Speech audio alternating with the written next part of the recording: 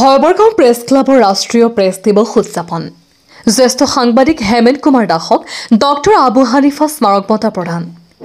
93 বছৰীয়া বৰ্ষীয়ান সাংবাদিক ৰাজন বৰকাকতিক জীৱনজোৰা সাধনা বঁটা প্ৰদান 5 গৰাকীকৈ বিশিষ্ট ব্যক্তিক সমাজ সেৱামূলক মানপত্ৰ ও সম্বৰ্ধনা জ্ঞাপন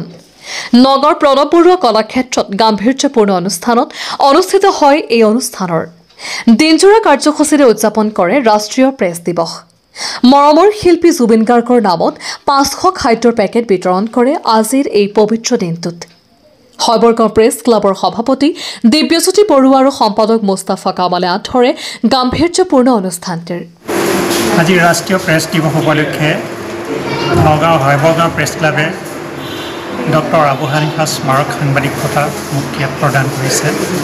বঁটাটি গ্ৰহণ কৰিবলৈ পাই মই নথৈ আনন্দিত হৈছোঁ মই স্বনামধন্য সাংবাদিক একালৰ আমাৰ পথ প্ৰদৰ্শক ডক্টৰ আবু হানিফা ছাৰৰ নামত দিয়া এই বঁটাটো গ্ৰহণ কৰিবলৈ পাই কৃতাৰ্থ মানিছোঁ মই ইয়াৰ বাবে হয়বৰগাঁও প্ৰেছ ক্লাবক বিশেষভাৱে